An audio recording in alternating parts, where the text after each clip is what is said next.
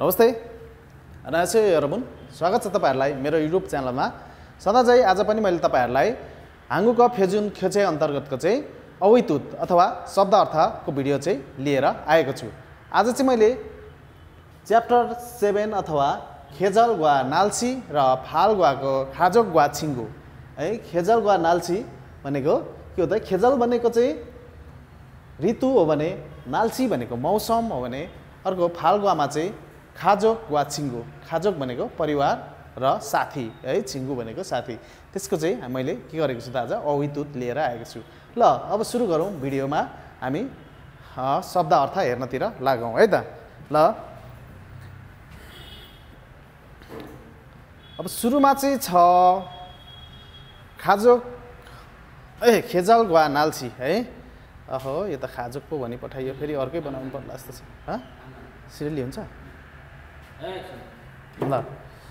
छिर्गुवामा चाहिँ छ हाम्रो खेजल वा नाल्सी है। खेजल भनेको के हो त? ऋतु हो भने नाल्सी भनेको मौसम। अनि त्यसभित्र चाहिँ सुरुमा छ हाम्रो फोम है। फोम भनेको के हो त? वसन्त ऋतु। यरुम भनेको ग्रीष्म ऋतु हो भने खाउल भनेको शरद ऋतु भनेको भने ख्याउल भनेको हिउँद ऋतु भनेको। कोरियामा चाहिँ 4वटा ऋतुहरू हुन्छन्, त्यो ऋतुहरूको बारेमा जानकारी गराएको हो है। थप्ता थप्ता भनेको गर्मी हुनु। खेजल भनेको के रहेछ त? ऋतु भनेर मैले अघि नै भनिसकेँ। नाल्सी भनेको मौसम भनेर भनेको भने नमु भनेको ज्यादै अथवा धेरै भनेर भनेको है, अत्याधिक भनेर भनेको। छोगुम भनेको चाहिँ अलिक अथवा यसो भनेर भनेको, थोरै भनेर भन्नु कुरा गर्दाखेरि यो अर्थलाई हाम्रो छोगुमको चाहिँ प्रयोग गरिन्छ भने। यङ भनेको चाहिँ अङ्ग्रेजी भनेर भनेको भने छुप्ता भनेको जाडो हुनु भनेर भनेको भने सुइप्ता भनेको सजिलो हुनु भनेको है। मानी भनेको धेरै हो भने छङमाल भनेको साँच्चै अथवा साँच्चीकै भनेर भनेको हो भने। फेल्लो फेल्लोलाई हामी यसलाई फेर्रो नभनेर फेल्लो भनेर उच्चारण गर्छौँ। फेल्लो भनेको खासै भनेर भनेको भने माक्ता भनेको सफा हुनु है। तुकप्ता तुकप्ता भनेको तातो हुनु हो भने छाकप्ता भनेको चिसो हुनु है। अरेप्ता भनेको गाह्रो हुनु हो भने हुलिदा भनेको धमिलो हुनु भनेर भनेको यो मौसमहरूमा प्रयोग गरिन्छ। छोथा छोथा भनेको राम्रो हुनु। नापुदा भनेको के हो त? नराम्रो हुनु अथवा खराब हुनु भनेको है। नुनी ओदा नुन भनेको के हो त? नुन भनेको हिउँ हो। नुनी ओदा भनेको नि हिउँ पर्नु। नुनी नेरिदा पनि भन्न सकिन्छ, नुनी ओदा पनि भन्न सकिन्छ है। तातु थादा त्यसलाई तातु थादा उच्चारण नगरेर तातु थादा भनेर उच्चारण गर्नुहोस् है। तातु थादा भनेको न्यानो हुनु हो भने सिवनादा भनेको चाहिँ शीतल हुनु है। तातु थादाको फान्देमाल अथवा विपरीत अर्थ दिने शब्द चाहिँ के हो त? सिवनादा भनेर भनेको हो है। तातु थादा फान्देमाल नभने पनि हुन्छ, उस्तै उस्तै अर्थ लाग्ने पनि हुन आउँछ है। नुनी खुचिदा नुनी खुचिदा भनेको चाहिँ नुन भनेको हिउँ भइगयो, खुचिदा भनेको रोकिनु है। फिगा ओदा फी भनेको के हो त? पानी हो। ओदा भनेको आउनु हो है। फिगा ओदा यो अटोमेटिक आउने भएर हामीले इगा प्रयोग गरिएको हो भने फिगा खुचिदा भनेको पनि के हो त? अटोमेटिक आउने कुरा हो, त्यही भएर गा प्रयोग गरेको है। अनि फिगा खुचिदा भनेको पानी रोकिनु, खुचिदा भनेको रोकिनु हो नि त है।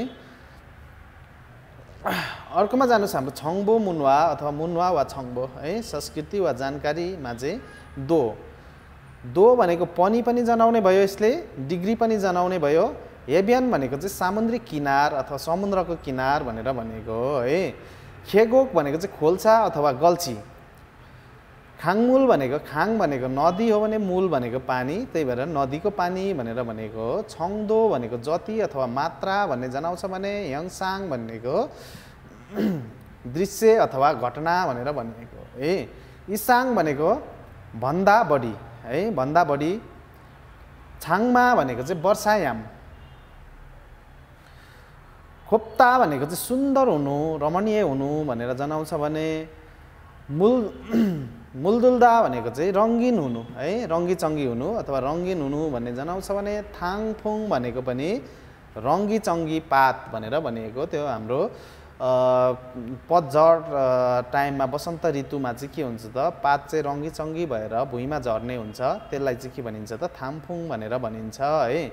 हेङ्सा भनेको कार्यक्रम भनेर भनेको हो भने यो अल्दा भनेको चाहिँ जाम्नु भनेको यो हिउँहरू जाम्ने कुराहरूलाई भनेको हो भने छिदे भनेको क्षेत्र भनेको भने चुक्चे भनेको के हो त पर्व भनेर भनेको है युगा भनेको छुट्टी हो भने चाल्दा भनेको छोटो हुनु भनेर भनेको फुजङ भनेको नकारात्मक भनेर भनेको है फ्यत्कोच भनेको चाहिँ चेरी फुल एक प्रकारको कोरियाको चाहिँ के हो त फुल हो यो वसन्त ऋतुमा फुल्ने फुल है चेरी फुल भनेर भनिन्छ है फ्यन्वा भनेको परिवर्तन हो भने यङसाङ होङ भनेको चाहिँ यो यङसाङ होङ नाम गरेको एउटा रङ्गीचङ्गी फुल हुन्छ कोरियामा फुल्ने एउटा फुल हो यो यङसाङ होङ फुलको नाम हो है फोममाजी भनेको चाहिँ वसन्त ऋतु मनाउनु भन्ने हो भने कोत खुग्यङ भनेको कोत भनेको फुल भइगयो खुग्यङ भनेको के हो त अवलोकन गर्नु भन्ने हुन्छ है सागे जल सा भनेको चार हो भने घेजल भनेको के हो त ऋतु हो अनि सागे जल एकैचोटि उच्चारण गरे यहाँनिर राखिएको अनि सागे जल भनेको चाहिँ यहाँ चार मात्र भएको छ यसलाई चाहिँ चार ऋतु भन्ने बनाउनुहोस् है मुथप्ता भनेको ज्यादै गर्मी हुनु भन्ने भनेको हो यो गर्मीयाममा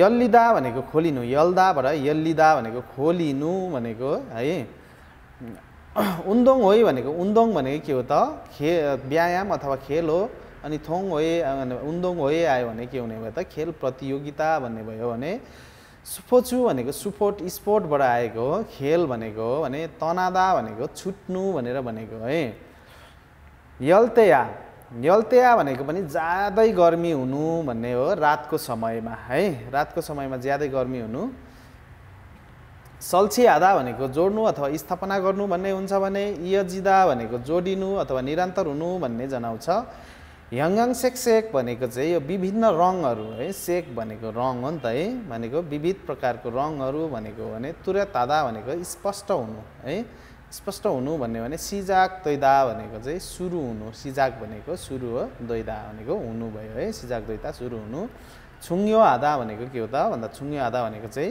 महत्त्वपूर्ण हुनु भन्ने जनाउँछ भने यावै भनेको बाहिर अथवा बाहिरी भनेर भनेको भने सुखी भनेको स्की भनेको यो हिउँमा खेलिने खेल हो है हिउँ परेको बेलामा सुखीबोथु भनेको त्यो स्की गर्ने बोर्ड हो स्की खेल्ने बोर्ड भयो भने कामचाक नल्लादा भनेको चाहिँ छक्क पर्नु अचम्मित हुनु अथवा छक्क पर्नु भन्ने जनाउँछ है ल यसैको साथसाथै हामीले च्याप्टर 7 अथवा छिरगुवाको चाहिँ खेजल वा नाल्चीको चाहिँ हामीले शब्द अर्थ चाहिँ हेरिसक्यौँ अब जाउँ हामी फाल्गुवाको अवितुत अथवा शब्द अर्थ हेर्नको लागि है ल अब जाउँ हामी फाल्गुवातिर ल सुरु गरौँ अब फाल्गुवामा चाहिँ रहेको छ हाम्रो खाजोक वा छिङ्गु भनेर है खाजोक भनेको के हो त परिवार भनेको हो भने खाजोक वा छिङ्गु भनेको चाहिँ परिवार वा के हो त परिवार र साथी भनेर भनिएको हो है ल सुरु गरौँ अब शब्द अर्थतिर जाउँ छिप भनेको के हो त छिप भनेको घर भयो भने थेक भनेको पनि छिपको फिसुतान माल अथवा तोकातान माल भनेको उस्तै अर्थ दिने शब्द भयो थेक भनेको घर हो छिपको आदरार्थी शब्द भनेर भनिन्छ है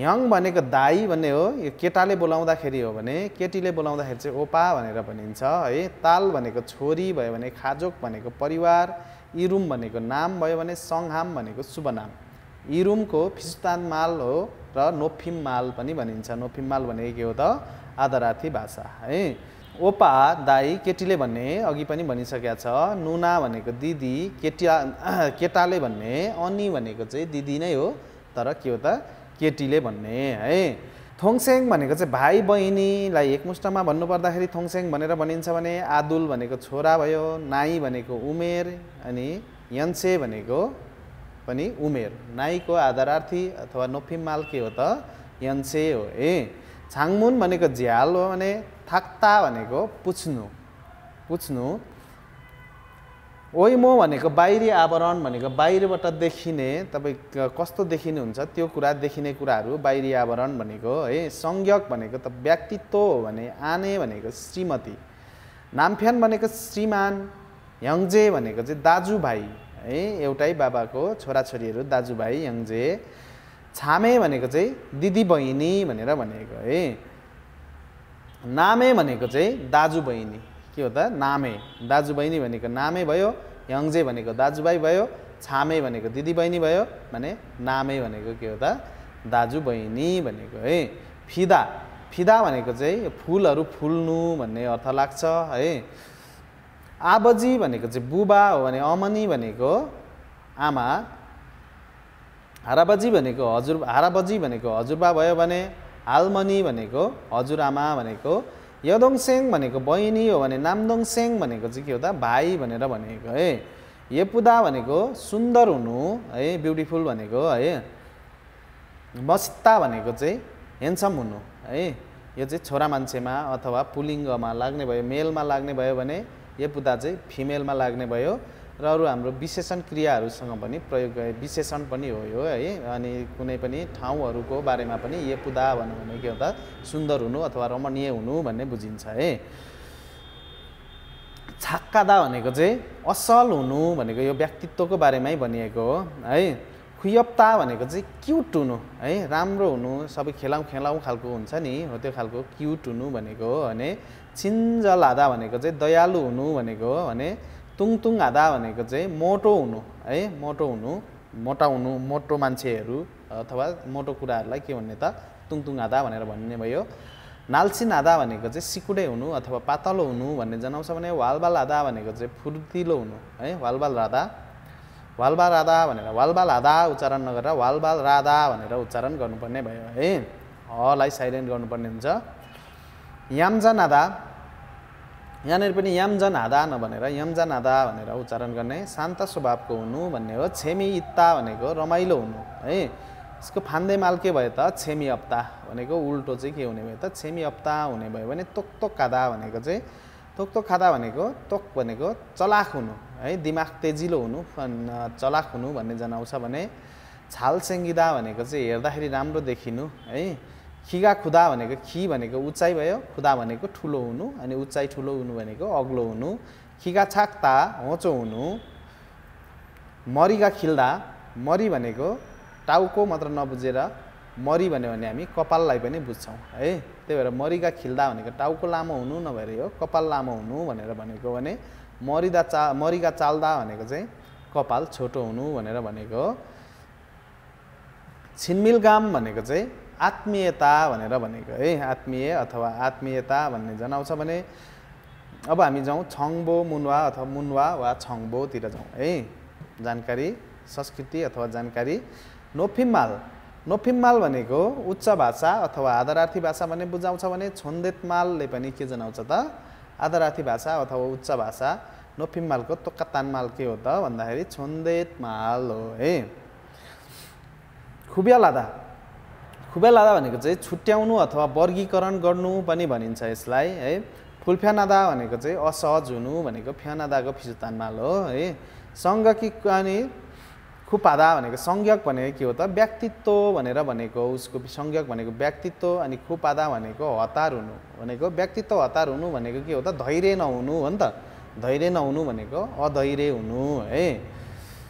थुरानेदा भनेको के हो त भन्दा प्रकट हुनु भनेको के हो त त्यो कुनै ठाउँबाट चाहिँ एक्कासी टुप्लुक्क देखा पर्नु भने जस्तै के हुन्छ त प्रकट हुनु भनेको है।